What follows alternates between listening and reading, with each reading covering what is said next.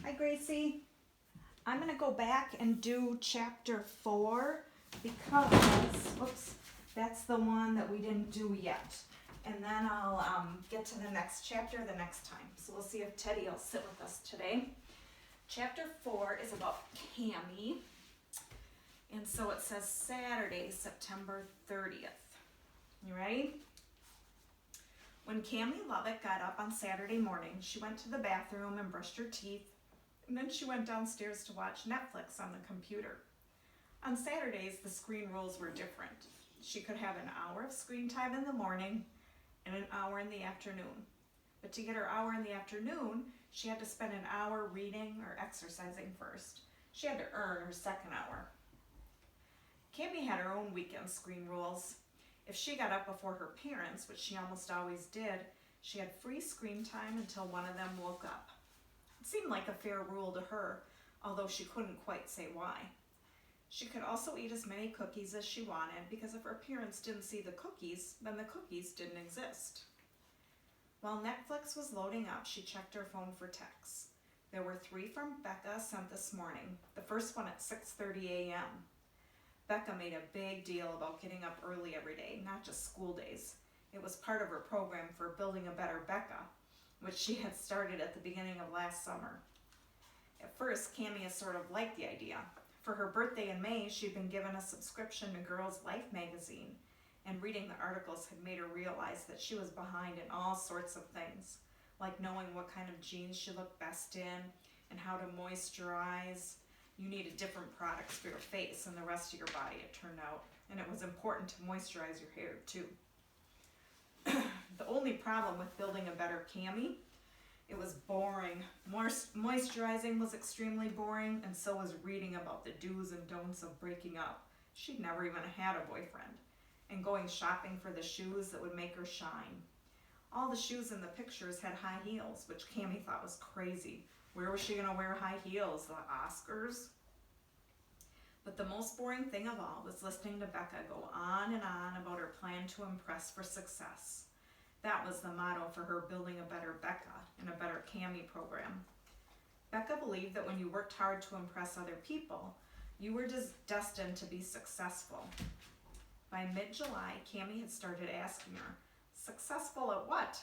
Why do we have to be successful? We're only 11. Becca swatted all of Cammie's questions away. "Just stick with me and you'll see," she said. Of course, Cammie had stuck with Becca. Who else was she supposed to stick with?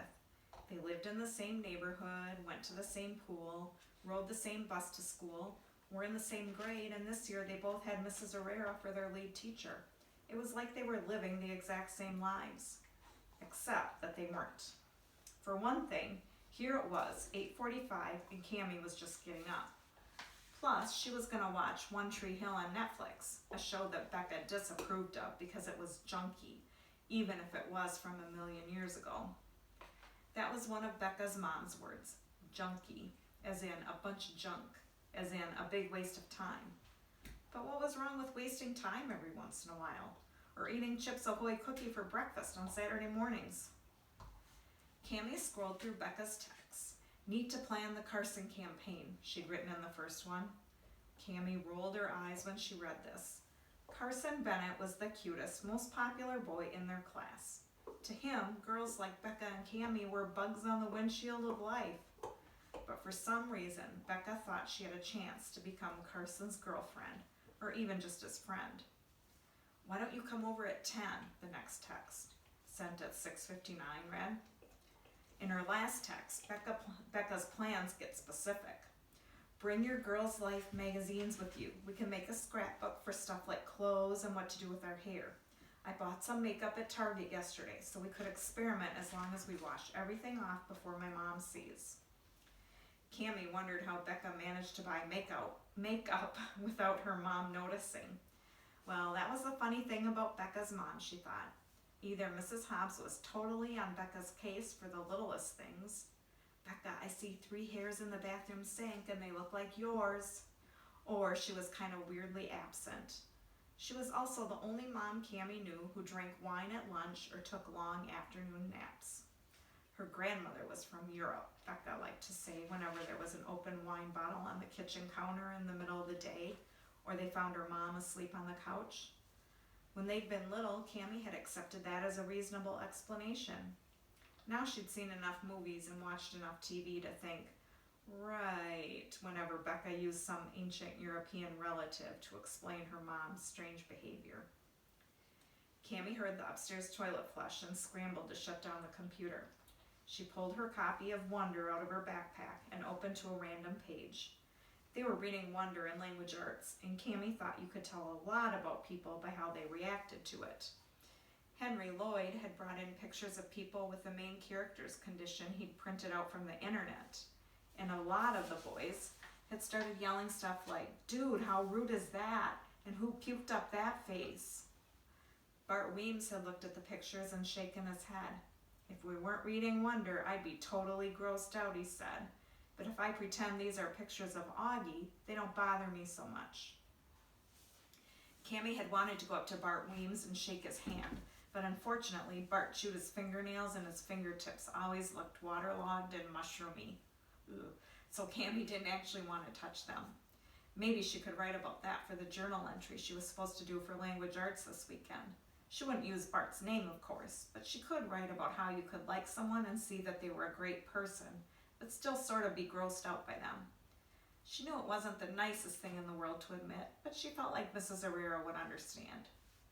Her phone buzzed. Cammie didn't have to look to know it was Becca. She sighed. No offense, but she was starting to think it was time to take a Becca break. Her entire life, Becca had been making plans, and Cammie had been following them. Some of Becca's ideas over the years had been great. The lemonade stand they'd had this summer where they made enough money to buy matching phone cases, and others had flopped big time, like when they set up a sidewalk beauty parlor and dyed Flora Foot's hair with cherry-flavored Kool-Aid.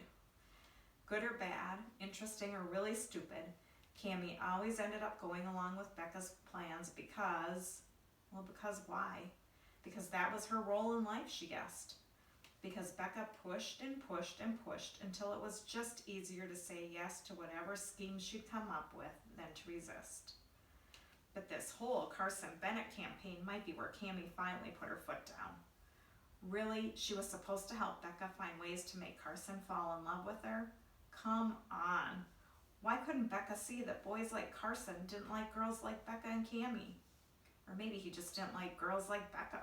Had Cammie ever considered that? She fell back as though the force of this idea had pushed her into the couch cushions. Did she actually have any evidence that Carson Bennett didn't like her? Not like, but like as in didn't actually find her all that irritating, or had friendly feelings about her. Last year they'd done a Spanish project together and gotten a B-, which was not a great grade for Cammie, but Carson had high-fived her and yelled, "All right, partner." This was something Carson could get away with, even if it was super dumb. If someone like Bart Weems had said it, the whole class would have gone quiet until someone started snickering behind their hand, and then everyone would have laughed until they were rolling out of their seats. Maybe she should text Carson just to say hi. She wouldn't say anything stupid. Definitely not, "Hi, partner."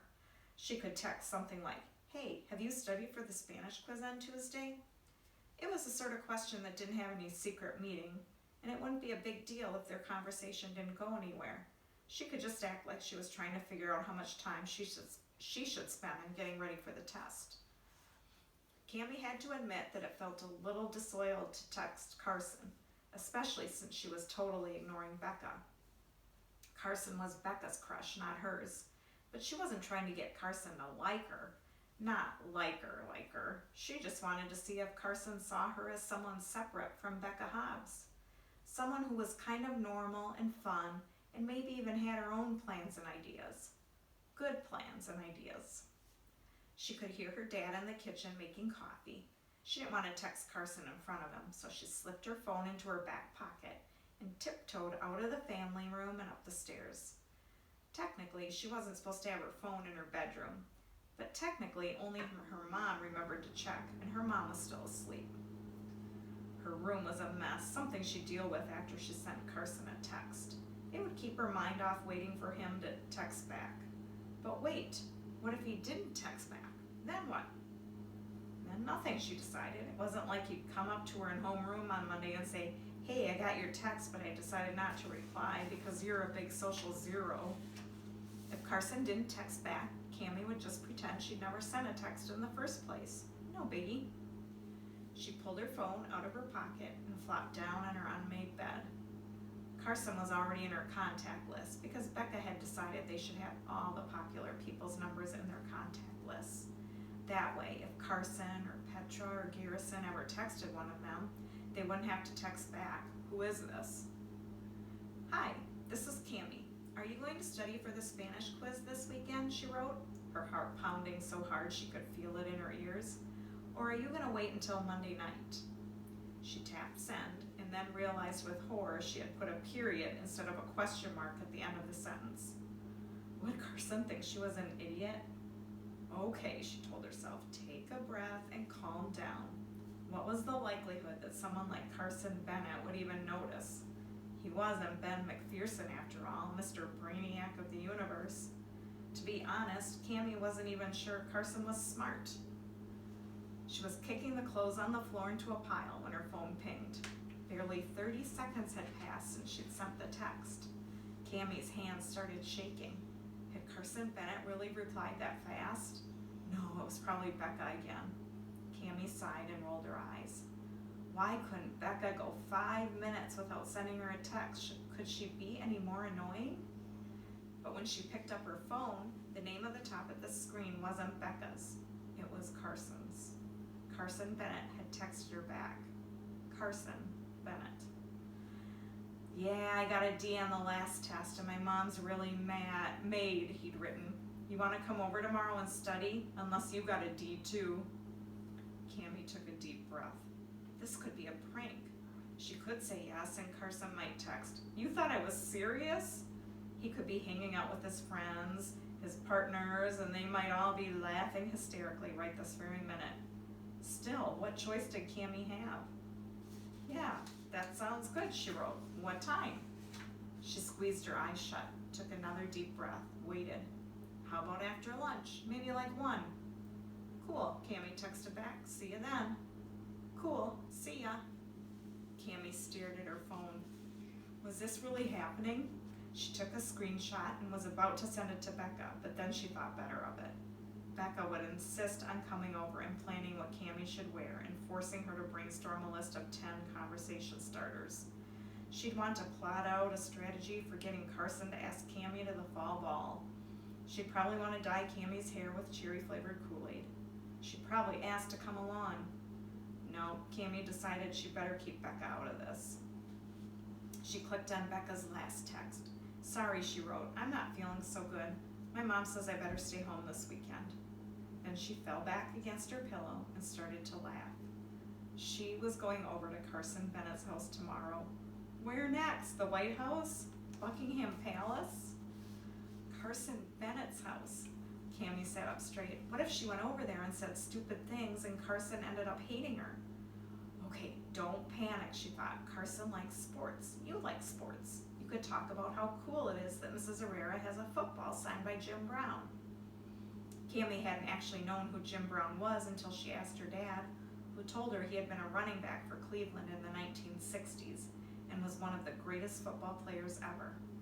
Maybe Cammie could spend time this afternoon doing some research on Jim Brown and use it as a conversation starter. So, I guess you probably know all about Jim Brown, she'd say casually. As if Carson said no, he didn't really know all that much, then Cammie could impress him with her extensive Jim Brown knowledge. Down the hall, the toilet flushed in her parents' bathroom. Cammie scrambled out of bed, shoving her phone in her pocket. Her mom was up. Time to go downstairs and restart her morning. She grabbed the September Girl's Life on the way out of her room.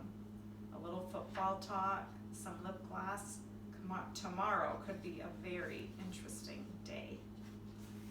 And that's the end of chapter 4. Ooh, that one was a good one too.